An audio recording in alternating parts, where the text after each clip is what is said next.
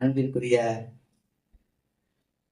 எங்களது YouTube channel வழியாக எங்களை கண்டு ரசித்துக் கொண்டிருக்கும் அன்பர்களுக்கும் காத்தாய் சோடத்தின் நிலையத்தின் சார்பாக உங்களை சந்திக்கவிருக்கும் அன்பர்களுக்கும் நண்பர்களுக்கும் சோட ஆர்வலருக்கும் சோழர்களுக்கும் மக்களுக்கும் பொதுநல விரும்பிகளுக்கும் இந்த திதிகள் உங்களுக்கு உதவுங்கிற ஒரு நம்பிக்கையில தான் நாங்கள் புதுமையான ஒரு இடத்துல உங்களுக்கு சோழ ரீதியாக சொல்லாம மன ரீதியாகவும் நடைமுறை வாழ்க்கைக்கு ஒத்து வரக்கூடிய இந்த திதிகளை அவங்கள்ட்ட பகிர்ந்துக்கிறோம். தசமி திதி என்ன சார் தசமி திதி அப்படி சொல்ல போறீங்க நீங்க கேட்பீங்க. தசம் என்றால் 10, தசை என்றால் தன்னுடைய வலுத்தன்மையை தெளிவுபடுத்தக்கூடிய இடங்கள். தசம் என்றால் 10 இடங்களிலே தொடரக்கூடிய கர்மா தோஷங்களை காட்டக்கூடிய இடங்கள். சோழத்துல ஒன்று சொல்லுவாங்க, 10ஆம் இடம் தான் கர்ம தோஷம், அதுதான் தொழிலை காட்டக்கூடிய இடம், அதுதான் அவன் பிறவி பயனை ஊழ்வினை பயனை தெரியப்படுத்தக்கூடிய இடம் சொல்லுவாங்க. ஆனால் திதிகளில் தசமி திதி என்ன செய்கிறது? ஒரு தசமி திதியில நாம டிராவல் பண்றோம்னா ஒரு சின்ன ஒரு உதாரணம் புராணங்களை சொல்லிக்கிட்டாலும் சரி நடைமுறை சொல்லிக்கிட்டாலும் எடுத்துங்க. தசரத சக்கரவர்த்தி சூரிய குலத்தில் பிறந்தவர். அவருக்கு இன்னைக்கு நிறைய மனைவிகள் இருப்பதாக கதை உண்டு. சூரிய குலத்தில் பிறந்தவங்களுக்கு மனைவிகள் அதிகமா இருக்கக்கூடாது, பொய் பேசக்கூடாது, தவறான செயல்கள் செய்யக்கூடாது. தவறான செயல்களுக்கு பிறந்தால் அவர்களை அடைக்கவோ இல்ல அவர்களை திருத்தவோ அதுக்கு ஒரு புள்ள பிறப்பான். தசமி திதியில ஒருத்தர் பிறந்தவன் வீட்டுல அட்டூழியம் பண்ணிக்கிட்டு இருக்கான், நல்லவனா இருப்பான், ஊருக்கு நல்லவனா இருப்பான், நான் வீட்டுக்கு ஆகாத சொல்லி செய்வான். ஏங்க ஒரு மகாராஜ சக்கரவர்த்திக்கு நல்ல மனைவிகளே 4 பேர் இருக்கான். இல்ல காணா கோரைக்கு ஏகப்பட்ட நெட்டிக்கன் படத்துல பாத்தீங்கன்னா ரஜினி நிறைய தீராத விளையாட்டு பிள்ளை அப்படி படிப்பார். அந்த மாதிரி ஒரு பாவங்களை காட்டுவாரு. தசரத சக்கரவர்த்திக்கு ஏகப்பட்ட பொண்டாட்டி, எந்தெந்த நாட்டு போய் சண்டை போடுறாரோ அந்த நாட்டில் உள்ள பெண்கள் எல்லாம் கூட்டு வந்துருவாரு அப்படின்னு கதை வெளியிட்ட சொல்லி நம்மளை நம்ப வச்சிருந்தாலோ இல்ல வெறுக்க வச்சிருந்தாலோ அது ஒரு பாவம் இருக்கட்டும். வீட்டுல தகப்பன் தசமித்தியில பண்ண வீட்டுல தகப்பன் கெட்டவர் வாங்கி தந்திருந்தால் அதை நல்லவராக மாற்றக்கூடியதுல தசமித்தியில ஒரு ஆம்பளை பையன் பிறப்பான். தசமித்தியில ஒரு அம்சமான ஒரு இடங்கள் அமையும். அப்போ ராமன் நவமி சார் பிறந்தாரு, எப்படி சார் தசமி திதியை திருத்துவாரு? அது கிடையாது. தசமி திதிகளை இப்படி ஒரு விளையாட்டுக்கு சொல்றதுக்கு தான் நான் வந்துக்கிறேன். இப்படி ஒரு பாவகங்கள் தசமி திதியில் இருந்தால் அதை நீக்கிறதுக்கு ஒரு புத்திர பாவங்கள் உண்டு. ஆனால் அந்த புத்திரன் தகப்பனோட சேர்ந்து வர மாட்டான். 10ஆம் இடத்துல சனி இருக்குன்னு வச்சுக்கோங்களேன். என்னைக்கு 10ல ஒரு பாவி இருக்குன்னு சொல்லுவாங்க, அது ஜோடத்துல. ஆனா திதிகள் என்ன சொல்லுவாங்கன்னா, வீட்டுல ஒருத்தர் அந்த திதியில இருக்கோம்னா அந்த வீட்டுல யாராவது கெட்டால் இருப்பாங்க.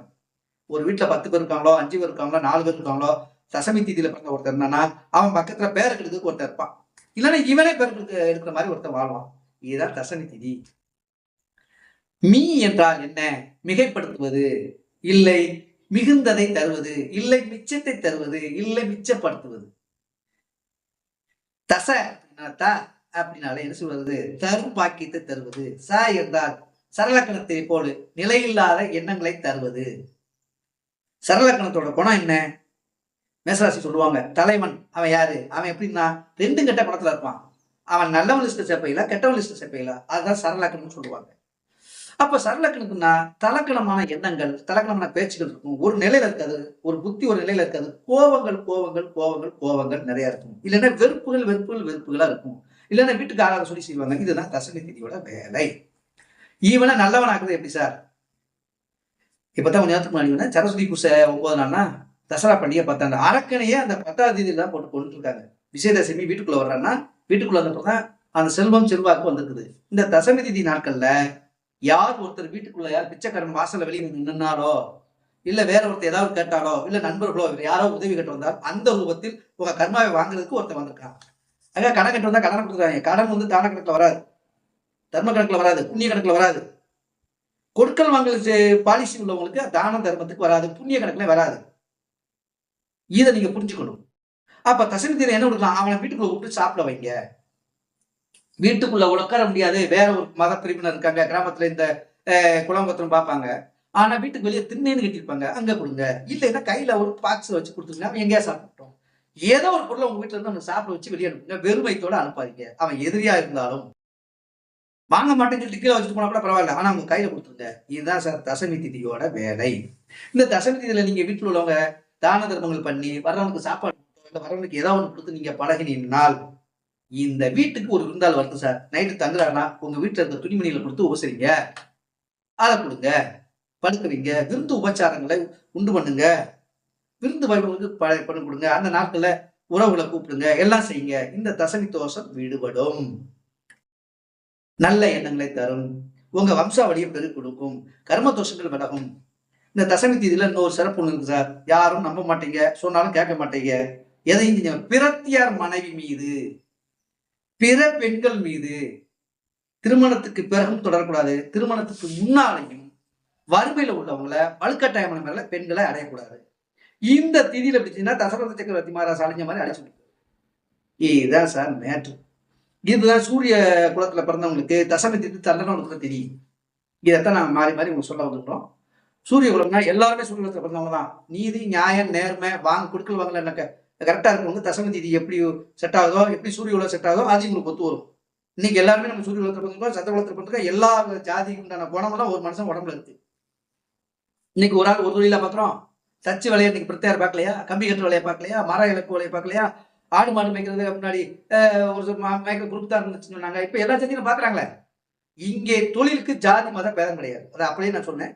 கர்மாவுக்கு யாருமே ஜாதி மத பேதம் கிடையாது, கடவுள் கிடையாது. அதனாலதான் செய்த தொழில் எதுனா அதுதான் தெய்வம்.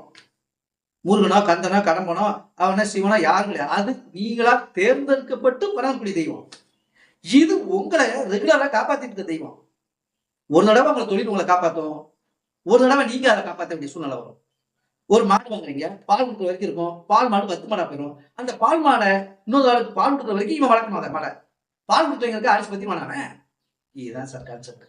இந்த எண்ணங்களை நீங்க புரிஞ்சுக்கோங்க. தசமி தீதியில யார்கிட்டையுமே எதையுமே எந்த பொருளையுமே எந்த குடுக்கல் வாங்கல நீங்க எந்த திதியில சொன்னாலும் தசமி தீதியில மட்டும் இன்னொருத்தரை வெளியே வாங்கிட்டு இருக்காங்க வச்சு நீ அவனுக்கு இந்த பொருளை கொடுக்காத, நீ அவனுக்கு இந்த பொருளை கொடுக்காது. தயவு செய்து நீங்க ஜாடமடையாக நேரடியாக சொல்லாதீங்க. கொடுக்கறது அவன் இஷ்டம், வாங்குறது அவன் இஷ்டம். உங்களை கேட்டு அபிப்பிராயம் கேட்டாங்கன்னா உங்களுக்கு நல்ல வார்த்தை தெரிஞ்சிச்சுன்னா பார்த்து செய் அப்படின்னு மட்டும் சொல்லுங்க. கொடுக்காதங்கிற வார்த்தை சொல்லாதீங்க, குடுன்னு சொல்ற வார்த்தை சொல்லாதீங்க. பார்த்து செய். இந்த பொருள் வரலைன்னா நீ தாங்கக்கூடிய சக்தி உன்ட்ட இருக்கான்னு கேளுங்க. இந்த பொருள் வரலைன்னா அவனை மறக்கணும், மன்னிக்கணும், இருக்கணும், சண்டை போடக்கூடாதுன்னு ஒரு வார்த்தை, உயர்ந்த வார்த்தையில பேசி அவனை பக்குவப்படுத்தினீங்கன்னா இந்த தசமி தீதி உங்களை காப்பாற்றும். இதுதான் சார் மேட்ரு. இந்த இனிய வேலையில உங்களுக்கு தசமி தீதியை மென்மையான கண்ணோட்டத்தில் நம்ம கொடுத்துருக்குறோம். எல்லா திதியிலுமே நடைமுறை வார்த்தைகளை பயன்படுத்தித்தான் நாங்கள் சொல்லியிருக்கிறோம். இதுல என்ன குற்றம் குறைகள் எது இருந்தாலும் ஐயா நீங்க காத்தாய் சோழர்களை நிறுவனர்கிட்ட நீங்க கேட்டு கலந்துக்கோங்க, பகிர்ந்துக்கோங்க. அவருடைய எண்ணங்கள் அவர் உங்களுக்கு தகுந்த மாதிரி ஒரு கருத்துக்களை சொல்லுவாரு. மென்மையான கருத்துக்களும் மேன்மையான குண அமைப்புகளையும் உங்களுக்கு வளரக்கூடிய தனங்கள், செல்வங்கள், வாகனங்கள், வண்டி இதெல்லாம் வரக்கூடிய சக்திகளும் தசமி இருக்குது. ஆனா தசமி திதியில வரணும்னா கஷ்டப்பட்டு தான் அதை வாங்கணும், கைப்பற்றணும். தசமி திதி நேர்மை நடந்தீங்கன்னா அதை உங்களை கேட்காமலே வரும். இந்த தசமி திதியில ஒரே ஒரு வார்த்தை மட்டும் சொல்றேன். பழைய வண்டி வாகனம் வாங்கி எவன் ஒருத்தன் டெய்லி தொடச்சு கிளீன் பண்ணி சுத்தம் பண்ணி அந்த வண்டியை ஒரு 10 மாசத்துக்கு ஓட்டினானா அதே வண்டி புது வண்டியா மாறும். இந்த வண்டியை கொடுத்துட்டு புது வண்டி வாங்குவான். இல்லைன்னா புது வண்டி வாங்குறதுக்கு யோகத்தை வந்து இந்த தசமி திதி தரும்னு சொல்லித்தான் இந்த பகுதியை நிறைவு செய்கிறேன். அடுத்து வரக்கூடிய திதிகளை நாங்கள் உங்களை சந்திக்கிறோம். இந்த திதிகளை மற்றபடி நீங்களும் யோசிச்சு நடந்துக்கோங்க, நேர்மையாக நடந்துக்கோங்க. எண்ணங்களை மனசை ஒரே நிலையில வச்சிருங்க. உங்களுக்கு நல்ல ஒரு சூட்சமான எண்ணங்கள் வரும், வளரும். தெய்வங்களை அருள் கொடுக்கும். செய்கிற தொழில் தெய்வம் அப்படிங்கிற ஒரு அம்சத்தை உங்களுக்கு கொடுக்கும். என்ன தொழில் இருந்தாலும் பார்த்துக்கோங்க. அடிமை தொழில் பார்த்தாலோ சொந்த தொழில் பார்த்தாலோ தயவு செய்து அதில் கவனமா இருங்கன்னு சொல்லிக்கிட்டு விடைபெறுகிறேன். நன்றி, வணக்கம்.